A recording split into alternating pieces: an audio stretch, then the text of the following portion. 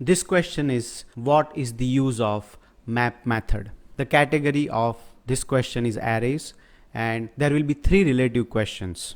I have raised this question to highlight usage of the map method. Map method is one of those methods like find, filter, splice, etc., which are must-know methods. So let's begin with the map method. I will start with an example of it, and then we will see the syntax as well. I will create an array of few values, let's say 2, maybe 3, 4, and 5. Let's add one more element in between. Now I will say array.map.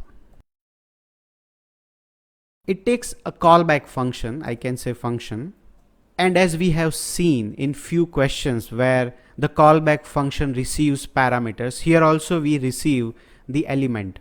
We do also receive the index number and the array itself. It is the same thing. Element will receive the individual value, index will receive the index number, and the array is the array reference itself. At the moment, I just try element and index.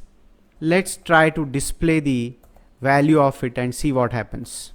Element and index. The map method will loop through the entire array, and every element will be passed to this variable, and index will receive the index number. Let's run this and see how it works. As you see that it shows all the elements along with the index number. Ideally, this method also returns a new array, and that's where the charm comes in picture. Let's say with this array, I just want to get square of all elements, right? So I can say return the value we will have in the element. So I'll say element into element.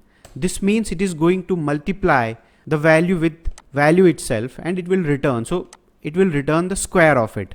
Here I'll get a new array. At the moment I don't need this index number, and I will add the console log here and will display the new array. Now let's see what is the output. Just a single line code which is going to give you square of all the elements. Isn't it fantastic?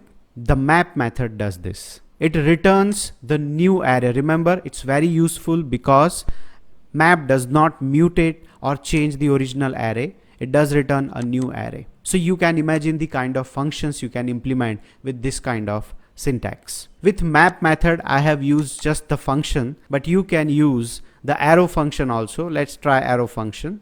Let's see this. I'll put an arrow here, and that's it. So now if I run, the output is going to be the same, but the syntax has changed. As you all know that arrow function can live with single line, because return, when you have only one return, you don't need to write return or these brackets. So let's change that also. I'll remove these brackets. We'll also remove the return statement, and we don't even need this curly bracket. We'll have this bracket only. That's it. You see, single line, and this is going to return square of all elements. Even we can remove this parentheses as well with arrow function. So this is how it is going to be. So the map method is very useful. There is a function, a callback function, which receives the element, index number, and the array also, and it returns the new array, right? This is how it works. Let's see the syntax of it. So the syntax is like this, that we have the new array returned. We say array name.map, and it takes a callback function. So it can be an arrow function also, but we are writing function like this only at the moment. The first parameter is every element passed to the array. Optional is the index and the array itself. It also takes this argument after the function, after the callback function. So this is also a reference of the callback function, but you have to take care whether you are using the arrow function or the traditional function. Depending on that, this value can be different.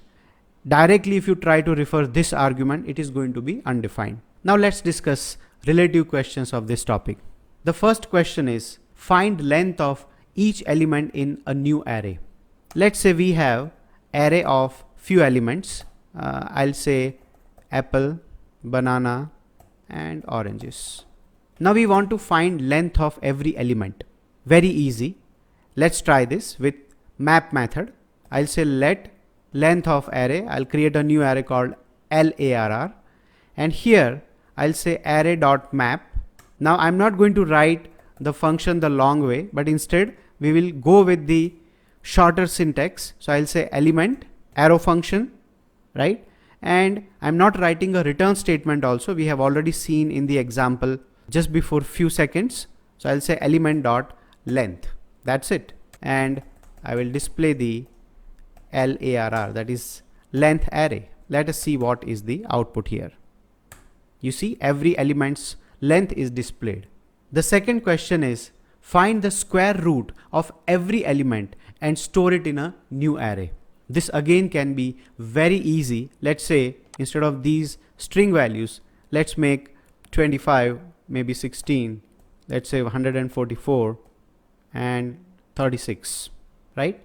Now what we want is we want to have square root of each element, and that we want in the new array. So instead of this element length, now I will say math dot square root, and the only thing you have to pass is the element which is received. This is the received value which I am passing here, and it will return the square root and it will create the new array. Let's run this and see whether we get the desired output, right? So the square root of 25 is 5, and respectively it has displayed all the square roots. Third question is, there is an array called products as shown here. Get all product names, that is P names, in a new array. Now here the question is that one wants to fetch all the products, or a single key in fact of this object literal, that is P name in this case, in a separate array. How can we do this? Again, we can use the map method to fetch all product names or all product codes or any key for that matter and store it in a new array. Let's try this. I will have this in the code window. Let's go to the code window and let's say we create this array. We have this array ready. Now what I want is I just want to get these P names in one array. So I will create a new array called P names, for example, and there I will say products dot map, right? Every element is passed. Now remember, when this every element is passed here, each element is an object literal. So this entire P code and P name is passed in element. So in other words, element will have something like this, one object literal every time till the end of array. And now what it should return is, it should return the element dot P name, isn't it? Because it's an object literal. And we do not write this return statement because it's a single line. So I'll remove this return. That's it. And then we display the entire array. So I'll say P names. That's the array we want to display. That's the new array created by map method. Now if we run, we get all the P name, that is a key from an object literal, and we have assigned to the new array. We do also have destructuring in ES6, which is already discussed in one of the section, but this is also kind of destructuring we have done. The only thing is we have changed from one structure to another, that is object literal to array. Do make sure that you are clear with map method. It is a very useful method and used in most of the real world applications. When we have to loop through the array and we have to display the data maybe on a page, or we draw the DOM, at that time we use map a lot.